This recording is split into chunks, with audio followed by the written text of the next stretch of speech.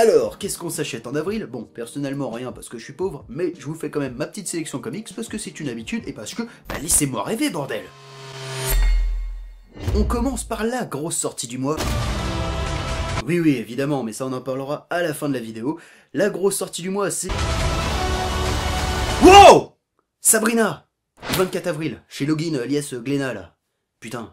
Et Glénat, je vous embrasse très fort et partout pour ce coup de poker que vous faites parce que...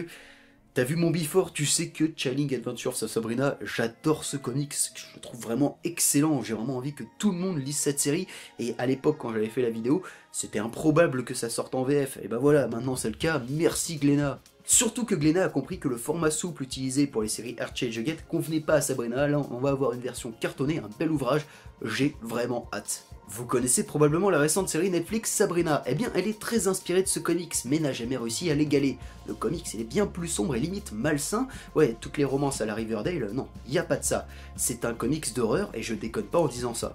Donc même si tu détestes les séries télé et le dessin animé, je t'ordonne de lire Sabrina, c'est de la bonne. Tant qu'on parle d'indé, un comics que j'ai pas lu mais qui me tente bien, ça sort le 10 avril chez Delcourt, c'est Stray Bullets de David Lafame. Par contre si son bouquin est pourri, ce sera David l'infâme. Ouais c'est marrant. Alors si j'ai bien compris, c'est une série anthologique qui suit à chaque fois des losers à qui il va arriver des choses abracadabrantesques. Putain c'est chaud à dire. Je lis le pitch, on me dit série culte, on cite le mec qui a signé Fight Club, on le compare à Sin City, moi déjà ça me chauffe pas mal, mais ce qui m'a vraiment convaincu, c'est la couverture. Les deux gars là, osent me dire que c'est pas Roy et Mac de The Fix. L'événement de décès du mois, c'est bien sûr le Superman de Bendis qui débute le 26 avril avec 2 volumes, le tome 0 reprenant la mini-série Man of Steel, parce que ouais, Monsieur Bendis se prend pour John Byrne maintenant, et le tome 1, la série Superman. Et je dois vous expliquer un petit truc sur son run, c'est qu'un peu comme sur les X-Men, il écrit 2 séries à la fois, Superman et Action Comics. Action Comics, c'est du Superman très classique qui se déroule essentiellement à Metropolis, là où la série Superman, bah, c'est une série plus cosmique, plus blockbuster, qui a vraiment un intérêt. Mais dans les deux cas, spoiler, c'est nul à yesh. Et si j'ai bien compris, mais cette info est à prendre avec des pincettes, Urban a fusionné les deux séries en un. En fait, un tome ce sera du Action Comics et l'autre tome ce sera du Superman. Je dis ça souvent et finalement ça n'arrive pas, mais je vais essayer de faire un petit before sur ce run qui est sans saveur. En fait, pour faire court et concis, si t'espérais que Bendis allait retrouver de l'inspiration chez DC Comics, eh ben c'est raté. C'est même pire. On passe aux éditions Picsou, 2 séries que j'attends impatiemment, c'est d'abord Avengers Forever, un classique paraît-il, qui, si j'ai bien compris, voit les Avengers de différentes époques réunis pour combattre Kang sur la Lune. Ce qui dit comme ça n'est pas très vendeur, mais comme je l'ai dit, bah, c'est un classique, c'est un titre qui revient régulièrement quand on parle des récits cultes Avengers, et voilà quoi, ça fait des années que je veux le lire, et paraît-il qu'il y a un voyage dans le temps, et dans Avengers Endgame, devrait y avoir aussi des voyages dans le temps. De là à dire que Endgame va adapter Avengers Forever, et il n'y a qu'un pas, je sais pas si Panini a ce genre d'infos, si cette réédition c'est vraiment un hasard total, sait-on jamais, au pire ce sera bon pour ma culture générale. Une autre série Avengers que j'attends impatiemment, c'est Avengers Academy, où Hank Pym, Quicksilver et d'autres Avengers assez has-been décident de diriger une école de super-héros. Ah oui, c'est comme My Hero Academia, les Asiates ont encore plagié, hein, bravo les gars, nous on essaye de pas être raciste, vous faites aucun effort. Ça fait des années que j'attends la VF librée de cette série dont on me dit tant de bien, mais vraiment c'est une série qui est pas trop connue en plus, ces personnages, d'ailleurs on les a revus je crois dans Avengers Arena, une sorte de Battle Royale de Marvel où ils sont probablement tous morts, il paraît que c'est super bien, donc je peux pas vous certifier à 100% que c'est une dinguerie, mais il y a moyen que c'en soit une. Et notez que c'est scénarisé par Christos Gage, qui a bossé sur le supérieur Spider-Man de Dan Slott, mais aussi sur la nouvelle série Ninjak, qui sort ce mois-ci chez Bliss Comics. D'ailleurs, je m'excuse de pas trop parler de Bliss dans mes selects, c'est pas un choix politique, un clash avec l'éditeur, alors ils font un très bon boulot en plus, et l'univers Valiant a l'air vraiment cool, mais comme je l'ai dit, j'ai pas beaucoup de fric, donc il a fallu que je fasse des choix, et voilà, l'univers Valiant...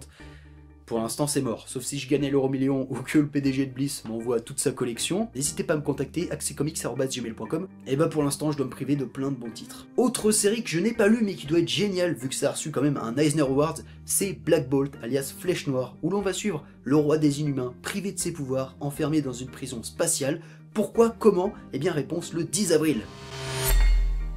Vous connaissez probablement Descender de Jeff Lemire et Dustin Nguyen, cette très bonne série de science-fiction qui suit un petit robot dans un futur où les êtres mécaniques sont opprimés par les humains et les aliens. Et bien cette série s'est terminée il y a peu, mais pour lancer en quelque sorte la saison 2 de cette histoire, suite qui débutera le 24 avril et qui se nommera logiquement Ascender. C'est toujours chez Image Comics avec toujours la même équipe et je peux vous révéler au moins qu'il se passe 10 ans entre les deux séries, mais ce sera tout parce que j'ai pas envie de me faire spoiler.